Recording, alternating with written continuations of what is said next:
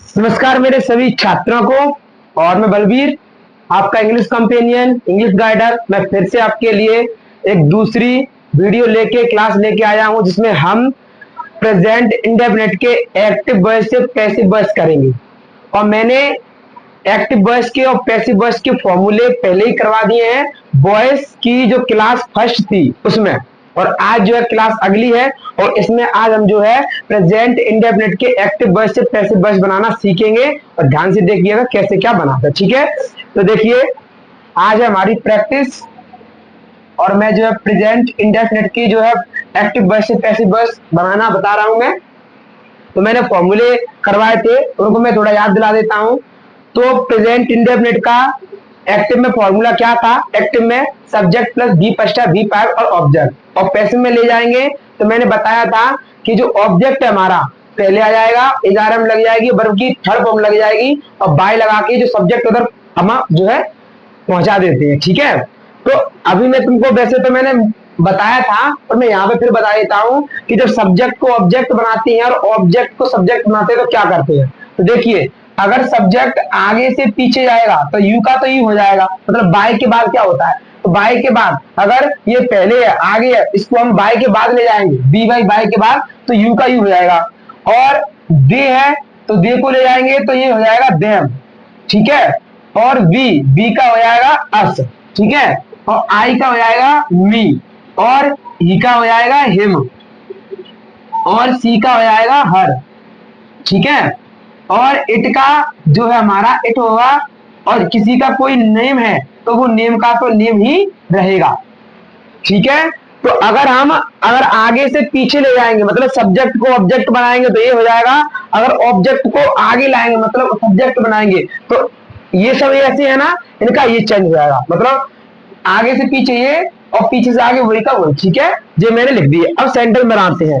जैसे मान के चलिए सेंटेंस दिया है, रोहन ईट्स दिस। तो मैंने बोला था अगर हमारा जो भी है सब्जेक्ट है रोहन है और ऑब्जेक्ट है दिस है, तो पहले पहचानिए ये क्या है, प्रेजेंट इंडेफिनिट के एक्टिव वॉइस से क्या है, ये अफर्मेटिव वाले फॉर्मूले से है, ये एक्टिव वॉइस है, ये अफर्मेटिव फॉर्मूले से। अगर मैं पैसिव में बनाऊं तो सबसे पहले क्या आएगा, ये दिस आ जाएगा, इधर दिस हो जाएगा। अब दिस सिंगुलर है तो क्या रह जाएगा, इज। और ये जो हमारी ईट है, अब ईट की ईट से यहाँ पे, तो यहाँ पर V3 करनी है तो ईट्स की V3 क्या जाएगी, ईटन। और बाय लगा के हमारा जो रोहन है वो रोहन का रोहन ही रहेगा। मैंने बताया है कि नाम अगर जाएगा बाय के बाद तो नाम का नाम रहेगा, ठीक है।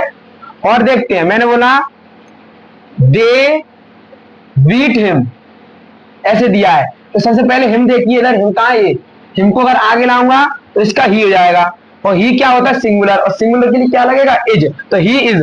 अब बीट की थर्ड फॉर्म होती है बीटन, बीटन। और बाय लगा के ये दे, हमारी जो दे है, दे का क्या आएगा उधर, देम, तो हो जाएगा हमारा देम, ठीक है। तो इस तरीके से हम एक्टिव वॉइस से पैसिव वॉइस बनाते हैं, ठीक है। इनको नोट करते जाइएगा, अब और भी आगे बनाना सीखते हैं, ठीक है। अभी और प्रैक्टिस करते हैं। तो घर पे पढ़िए, घर पे जो भी होता है ना हमारा क्लास में, उनको जो है अपनी कॉपियों में, अपनी नोटबुक्स में नोट कर लीजिए, और प्रैक्टिस करते रहिए, जो भी होता है उसको पढ़ते रहिए, ये जरूरी है। और देखते हैं, जैसे मैंने बोला Raunak eats the food in the class. मैंने आपको बताया था कि वर्ब का ऑब्जेक्ट होता है ना, वर्ब हमारी होती है, यहाँ पर वर्ब क्या है, ईट, ठीक है। तो ईट हमारी जो रौनक के अकॉर्डिंग टू ईट से जाएगी, तो ईट हमारी वर्ब है, और ईट के तुरंत बाद ये है द फूड, ये ऑब्जेक्ट है। और यहाँ पर ये प्रेपोजिशन है, प्रेपोजिशन का ऑब्जेक्ट द क्लास है। तो यहाँ पे क्या करना है, वर्ब के ऑब्जेक्ट से हमारा पैसिव वॉइस बनता है, ना कि प्रेपोजिशन के बाद आता है ऑब्जेक्ट उससे, ठीक है। तो अब क्या करेंगे, सबसे पहले ऑब्जेक्ट द फूड है उसको लिख लो, द फूड। अब फूड क्या है कि अनकाउंटेबल, मतलब फूड को हम गिन नहीं सकते हैं, और जिस चीज को हम नहीं गिन सकते हैं वो सिंगुलर रहती है, और सिंगुलर के अनुसार क्या लगाएंगे यहाँ पर, अकॉर्डिंग टू इज, तो द फूड इज। अब क्या होगा, ईट्स की थर्ड फॉर्म ईटन हो जाएगी, ईटन। अब क्या करना है, या तो ऐसे कर सकते हैं the food is eaten by Raunak in the class, या फिर ये जो रखा हुआ है यहाँ पे इसको पहले ऐसा कैसा रख दो, जो भी है एज इट इज उसको लिख देते हैं। तो the food is eaten in the class by और रौनक, ऐसे भी हम कर सकते हैं, कोई दिक्कत नहीं है। यानी कि वाई रौनक यहाँ पे भी आ सकती है, why Raunak in the class हो सकता है, in the class why Raunak, एक ही बात है। और देखते हैं, अब मैंने बताया था सिक्स, अगर एक्टिव वॉइस में सिक्स फॉर्मूले जैसे बनते हैं ना किसी भी टेंस के, उसी हिसाब से हम टेंस में ही बनाते हैं। जैसे मान के चलिए सेंटेंस दिया है, when do you read this book, ठीक है। तो अब क्या करना है, सबसे पहले वर्ब ये है, और वर्ब के बाद ये दिस बुक आया है, तो यहाँ पर क्या करना है, देखो यहाँ पर वेन लगा है तो वेन का वेन लगा दो, when.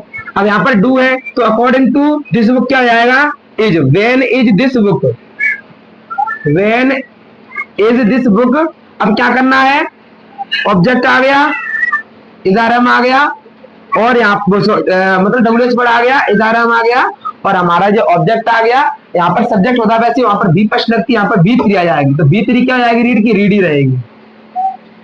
When is this book read, और उसके बाद में क्या लगाना है, वाई और यू का वाई के बाद यू ही रहेगा और क्वेश्चन मार्क। समझ में आया।